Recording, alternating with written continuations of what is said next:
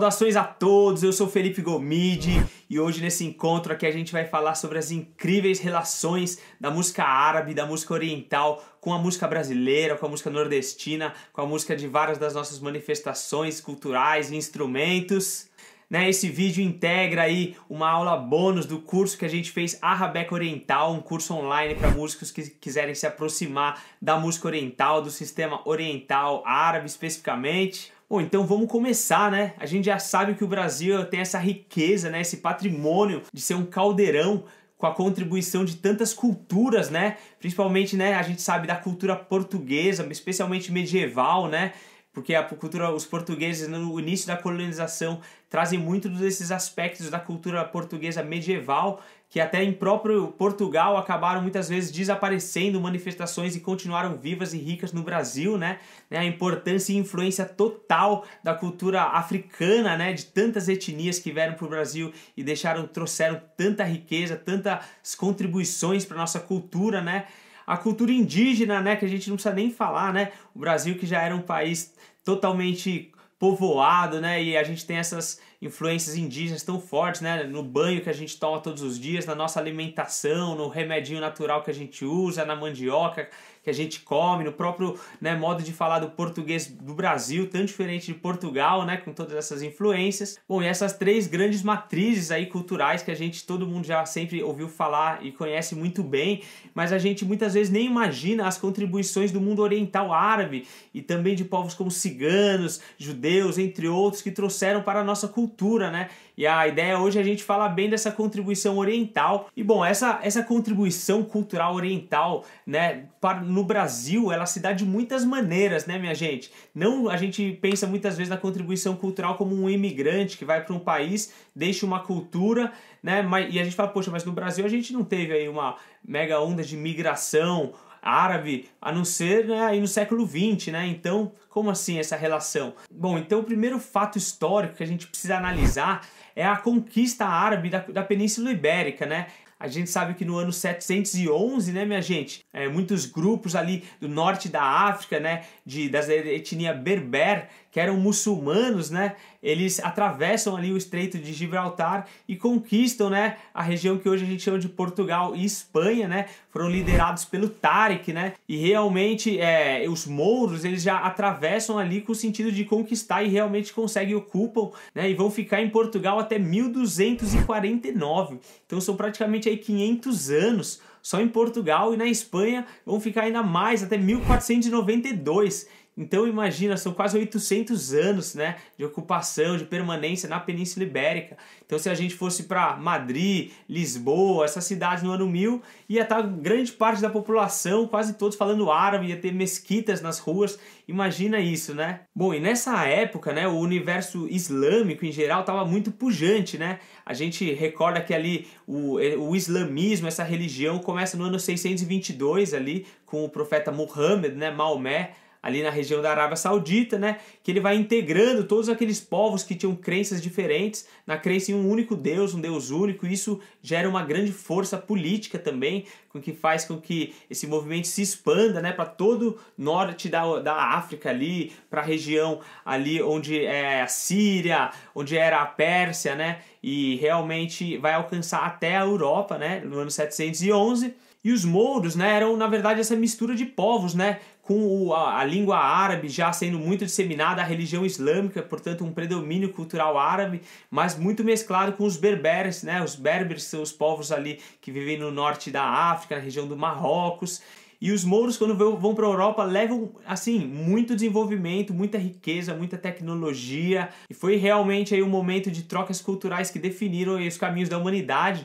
Só para a gente ter uma ideia, o tanto de palavras, né, que o português, né, na época era falado ali, era o romanço, né, o latim vulgar. Então a construção do português como língua teve essa contribuição árabe muito forte, muito importante. Então só para se ter ideia, algumas das palavras árabes que foram inseridas na língua portuguesa, né, que são centenas e centenas, se não milhares e milhares, né? A gente tem todas as palavras que começam com AL, né? Al, né? Grande parte das palavras que começam com al vem da língua árabe, né? Já que o al é um artigo, né? Muito utilizado. A gente tem, por exemplo, alambique, alcaparra, aldeia, alface, alfândega, algema, algodão, algoritmo, alicate, almoxarifado, almofada, alfaia. E essa lista é muito grande e prossegue aí, mas não só palavras começando com al, várias outras também, né? Como, por exemplo, arroz, açúcar, azeite, azul, cenoura, esmeralda, sofá, açougue, papagaio, garrafa, laranja, limão, prisão, xadrez, xerife, chaveco, fulano, tambor, talco, sorvete. E realmente a nossa língua ela teve essa contribuição muito importante da língua árabe, né? Também ocorreu isso muito na época que tinha as escolas de tradução, a escola de Toledo, e muitos produtos que vinham, né, desse mundo oriental chegavam ali na Península Ibérica e as pessoas não conheciam aqueles produtos ou aqueles alimentos e por isso tinham que criar novas palavras e assim foi se inserindo muitas palavras desse universo. Bom, e antes da gente falar da parte cultural da música brasileira, né, é muito importante a gente ter realmente a dimensão de como foi esse choque cultural, essa grande troca, né, que ocorreu durante esse período da conquista árabe ali da Península Ibérica. Bom, o nosso interesse aqui é falar dessa influência na música brasileira, na nossa cultura popular, mas é inevitável a gente antes entrar e entender realmente como foi grande, né, a influência dessa ocupação árabe na Península Ibérica durante tantos anos. Então foi uma revolução não só no vocabulário, que nem a gente falou, mas principalmente em técnicas de agricultura. Por exemplo, os moinhos de água tão utilizados na agricultura que ainda não eram conhecidos na Europa, né? Muitos desenvolvimentos na arte, né? Na arquitetura totalmente, né? O uso de azulejos, por exemplo, na indústria, né? Na plantação de arroz, na indústria de tecidos. Só para a gente ter ideia, algumas das frutas que foram introduzidas durante a ocupação árabe na Europa, a gente vai ter, por exemplo, a carambola, o figo, a laranja, o limão, a lima, a maçã, o melão, romã, até o coco, gente. Bom, e vamos começar analisando como essas influências se deram na cultura brasileira, minha gente. É muito interessante. A primeira coisa que a gente tem que falar é a influência grande que os árabes levaram para a poesia, em geral, nesses anos de ocupação da Península Ibérica, né? Já que os árabes é um povo que tradicionalmente era muito afeito à tradição poética, né? Os beduínos na Arábia Saudita, mesmo antes do Islã começar, já tinham grandes festivais de poesia onde declamavam muito, especialmente oralmente, né? E muito baseado na improvisação e no acompanhamento instrumental, né? Então era muito comum, por exemplo, instrumentos de cordas que acompanhavam uma poesia improvisada ou instrumentos de arco, como o rebab al-shair, né, que é o rebab do poeta, né, um instrumento utilizado na recitação de poesias.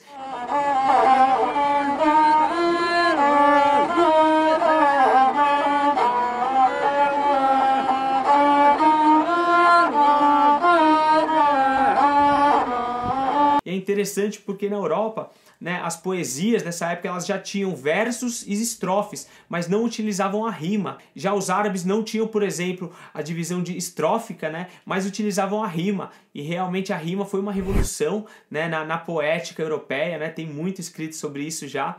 E isso chega no Brasil de uma maneira muito forte, né, porque essa arte poética acompanhada por instrumentos e baseada na improvisação, ela se expande muito, né, pela influência árabe em toda a Europa medieval, né? Então é muito comum na Europa medieval ter cegos cantadores, ter poetas, ter os jograis, os menestréis, trovadores, tantos que praticavam a poesia cantada, né? E no Brasil isso chega de uma forma muito rica, né? Especialmente na nossa tradição lindíssima do cordel, que nós temos exatamente aí essa divisão silábica com muitas rimas que remontam a muitas temáticas medievais também, a contação de histórias, de causos, né, a críticas sociais e muito mais. E na figura do repente, né, porque o repente, que é o cordel, digamos, tocado, cantado e improvisado em grande parte das vezes com o uso da viola, né, é algo que é uma das grandes características da cultura nordestina brasileira, né, que hoje em dia ainda se mantém, graças a Deus, mesmo nessa era tecnológica que a gente está vivendo, e é uma influência e uma relação direta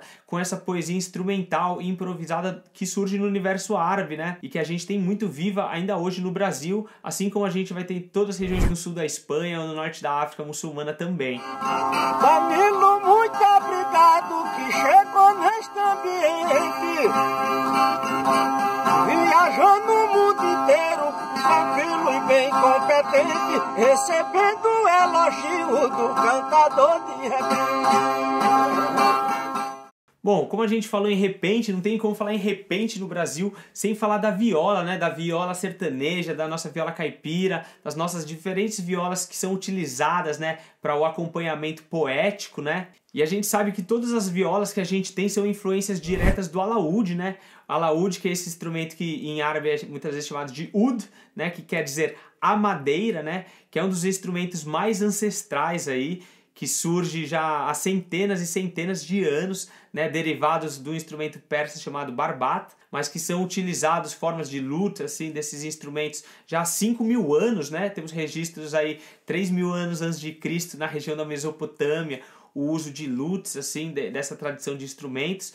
E realmente os árabes, quando desenvolvem um alaúde, levam ele para a Europa durante essa conquista por esse mesmo caminho, né? E o oud vai se desenvolver para diversos instrumentos de cordas dedilhadas, né? Dos quais a vihuela, né? A vihuela medieval é uma das grandes derivações do alaúde, e da vihuela que a gente vai ter muito provavelmente a origem da nossa viola brasileira, nossa viola sertaneja, também com cordas duplas, né? Muito como o alaúde já usava cordas duplas, e realmente são aí influências culturais que estão muito presentes na nossa cultura devido a essa grande troca cultural que aconteceu nesse período medieval ainda na Europa pela conquista árabe. E lembrar que, como a gente disse, a tradição da improvisação poética ela é muito utilizada não só no Brasil, mas todos os países que sofreram essa influência hispânica e portuguesa. Então toda a América Latina a gente vai ter os glosadores, os paiadores, assim como no sul da Espanha. Então é bem interessante como essa origem tão ancestral se manteve viva em formas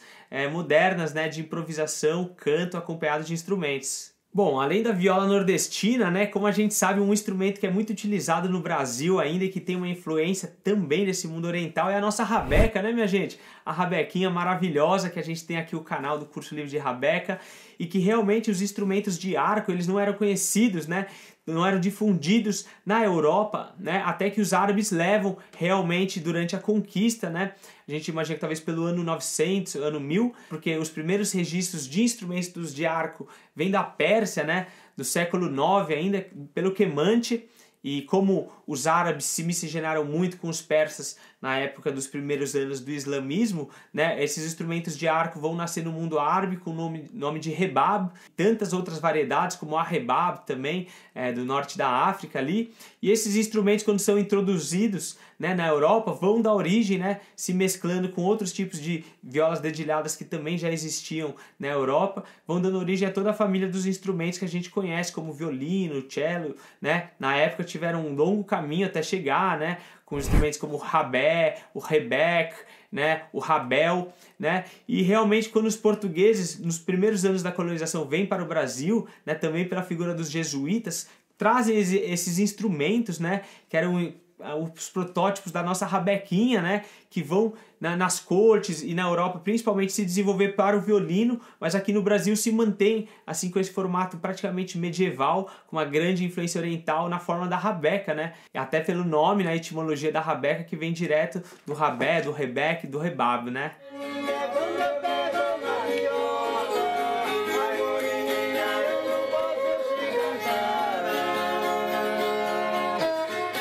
Bom, não tem como falar de repente, falar de rabeca, falar de cordéis, sem falar no aboio, né? O canto dos aboios, dos aboiadores, dos vaqueiros da região nordeste do Brasil, que é maravilhoso, né? Quem já viu, é uma maneira de se comunicar ali com suas vaquinhas e manter uma tradição viva, muito ancestral, que também tem origem totalmente no universo árabe, no universo islâmico, que é na figura do muezin, né? O muezin, para quem não sabe, é aquela pessoa que sobe no alto das torres das mesquitas e 5 vezes por dia, né, canta improvisando ali algum trecho do Alcorão para chamar os fiéis ali para as orações do dia, né? Entre os sunitas eles fazem 5 vezes por dia, entre os xiitas são apenas 3 vezes por dia, né? E o aboio, né, de acordo com algumas pesquisas, justamente veio através de alguns escravos muçulmanos da Ilha de Madeira, que trouxeram esse hábito e foi disseminado no Brasil nessa figura do vaqueiro. Então vamos ver um videozinho aqui pra gente ver essa relação, que interessante.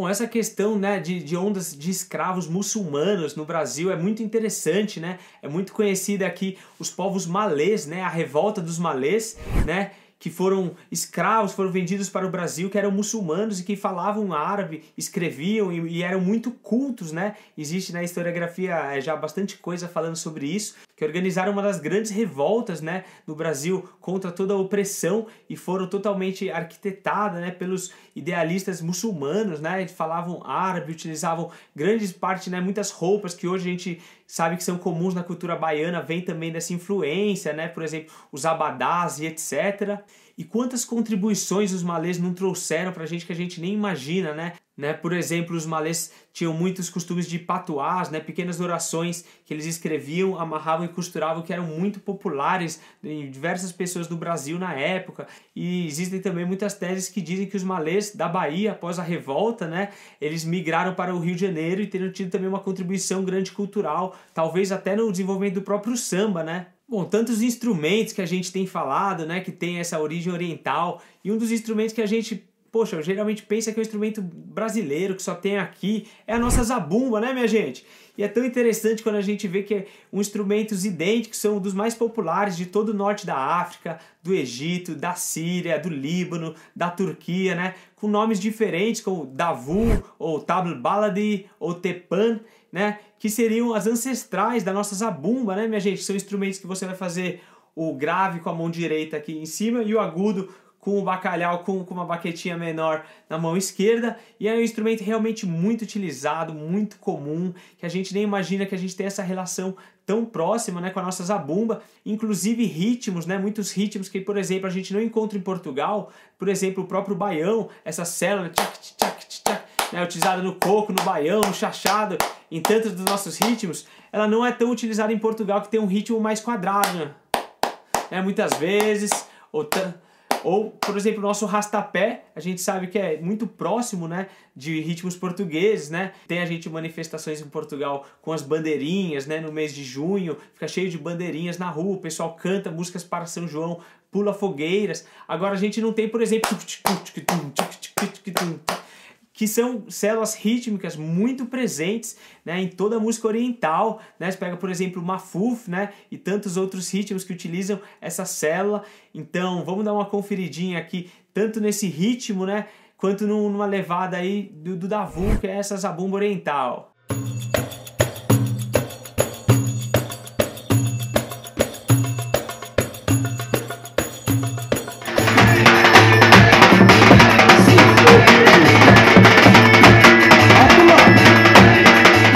Bom, sobre o pandeiro, né, minha gente, é muito interessante falar nesse instrumento que é tão popular da nossa cultura brasileira, né, que é um instrumento que também imagina-se que chega no século VIII, né, através dos árabes na Europa, né, que também já tinha outras espécies de pandeiros também, né, mas a fusão desse pandeiro árabe que vai levar ao desenvolvimento, por exemplo, do aduf, né, que foi um instrumento muito utilizado no Brasil, né, até hoje a gente tem o aduf no fandango caiçara, como a gente disse, e registro de várias manifestações que se utilizavam esse pandeiro que é mais percutido, né, e sem as platinelas, né? Então, sem dúvida, esse nosso pandeiro brasileiro tem essa grande influência oriental.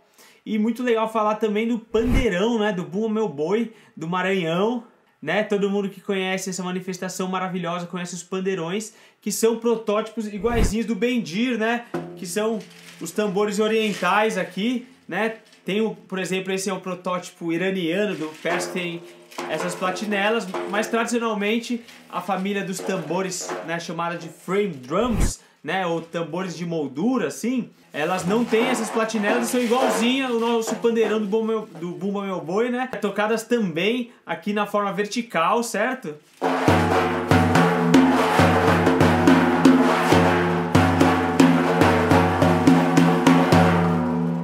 Meu Boi, que também tem um ritmo em 6/8 totalmente único e original, né? Então a gente não consigo dizer exatamente, né? A gente saber quais foram as pontes e os caminhos exatos, mas essa relação fica muito evidente, né? Uma vez que também são modelos de tambores ancestrais de todo o Oriente. Bom, não dá para deixar de falar, né, da influência de vários outros povos, né? Além dos mouros, dos árabes, né, dos escravos que vieram, que eram muçulmanos e que traziam essa fé junto consigo e esses costumes orientais. A gente teve no Brasil uma afluência muito grande de comunidades judaicas, né? Desde o início da colonização também, né? Principalmente na região do nordeste do país, né? Assim como muitos povos ciganos. Até hoje no sertão brasileiro, se você anda ali, a gente mesmo viajando próximo da cidade de Exu, onde nasceu Luiz Gonzaga, nos informaram que tem um grande acampamento, uma grande comunidade cigana, que até no jeito de falar acaba sendo um pouco diferente do português coloquial ali da região.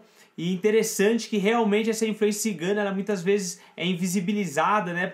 Porque é uma tradição que não tem a cultura escrita acima de tudo, né? Tradicionalmente o povo cigano se conduzia, se guiava muito oralmente pelas suas tradições. Então essa falta de registros leva também a um apagamento, né, de uma importante influência aí, que com certeza foi definitiva, né, pra gente chegar no que a gente é a música brasileira hoje em dia, a contribuição de todos esses povos, né, minha gente? Bom, essas relações são tantas e tão maravilhosas, né? Tem uma relação, por exemplo, que me intriga muito na cultura brasileira, que é no Sergipe, né? A cidade de Lagarto tem uma manifestação cultural muito interessante, chamada Dança do Parafuso, né? Onde os brincantes ali, eles colocam um chapéu bem grande e ficam girando com roupas largas, 360 graus, né? Indo e voltando. Eu também nunca tomei parafuso, parafuso, E é uma coisa que, por exemplo, eu vejo como essas relações orientais na cultura brasileira podem ser muito maiores do que a gente imagina, né? Pois, de acordo com as origens dessa tradição, ela não tem, assim, diretamente nenhuma relação com o sufismo, por exemplo.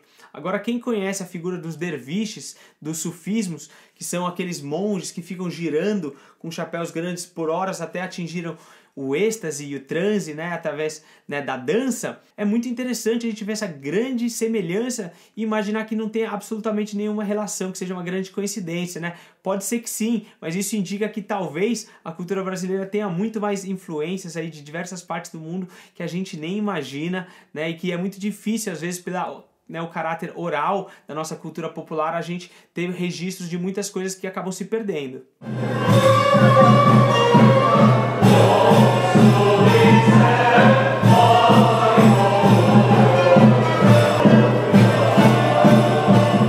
Bom, acho que grande parte dessas referências que a gente pegou, além de uma grande pesquisa aí que a gente faz através do nosso trabalho, foi através desse livro incrível do Luiz Soller, um livro fundamental chamado Origens Árabes do Folclore do Sertão Brasileiro. Infelizmente é um livro que é muito difícil de ter acesso, eu só consegui uma versão que me enviaram impressa, não consegui ainda nem comprar esse livro, mas ele traz realmente exatamente essas relações que eu tentei trazer aqui para vocês, né? Ele vai adentrar em também aspectos muito fortes da questão da poesia, especificamente, mas eu tentei trazer aí um pouco do resumo de algumas coisas que ele fala e diversos outros elementos aí da nossa pesquisa na música oriental e na música brasileira, né? Outro livro bem interessante, gente, é o livro Gaúchos e Beduínos, né, do Manuelito de Ornelas, que ele vai fazer justamente essa relação, né? Beduínos são aqueles povos do norte da África, nômades, né, que estão muito ligados à figura dos berberes também, né? E basicamente ele traz essa tese muito forte, né, com muitos elementos de como essa influência chega no Brasil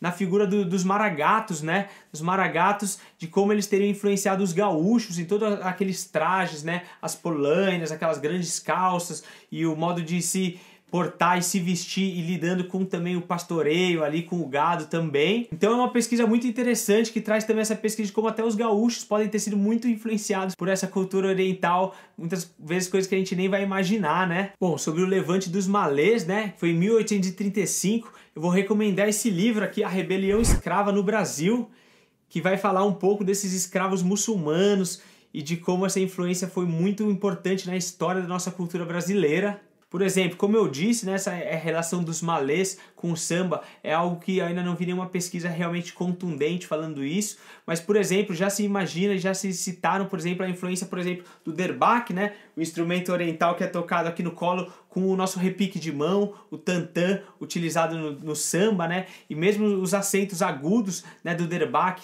tão tradicionais na música árabe, com o nosso tamborim, os nossos acentos, né? Por exemplo, a gente viu um estudo bem interessante que cita, né, por exemplo, uns registros da velha guarda da Portela, no Rio de Janeiro, que diziam que no começo, né, nos primeiros momentos que estavam se fundando, começando aquele movimento, era muito comum uma espécie de pandeiro meio quadrado que ficava repicando e fazendo os acentos, que, né, é identificado com o aduf, né? O aduf, que é aí o pandeiro português, árabe, oriental, muito utilizadas em várias tradições brasileiras, como também o fandango caiçara, né? E realmente existem muitas influências aí que a gente não pode nem imaginar, né? O que a gente sabe é que realmente temos ritmos como o baião, instrumentos como a zabumba, a rabeca, a viola caipira, mesmo a viola de coxo, né, que traz um formato tão próximo do alaúde. Temos tantas influências no aboio, na poesia popular, né, na nossa alimentação em geral, né? A gente, por exemplo, o cuscuz, né, tão como o cuscuz nordestino, se você vai no Marrocos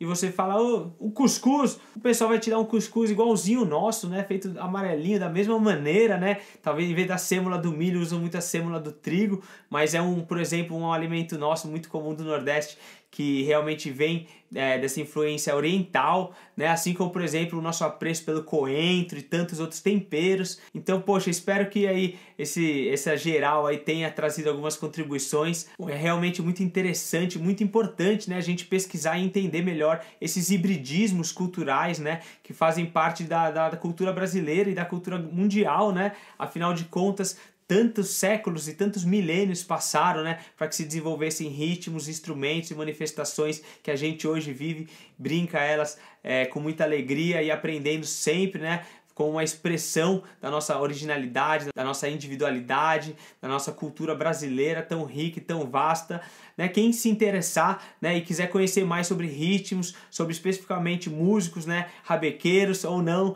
que queiram entender um pouco melhor o universo oriental, né, do sistema principalmente dos makams, que são os sistemas modais de se pensar a música oriental. A gente fez um curso chamado A Rabeca Oriental, voltado especificamente para rabequeiros, mas todos os músicos conseguem acompanhar e fazer. Quem quiser mais informações, segue o link aí aqui embaixo nos comentários. Falta muita informação nesse vídeo, tem tanto que poderia ser falado, esse vídeo poderia durar muito mais, mas a gente espera que dê apenas uma coceira aí para que a gente possa pesquisar mais por conta própria e entender melhor esses hibridismos culturais, essas relações e influências. É isso aí, um grande abraço a todos e até daqui a pouco!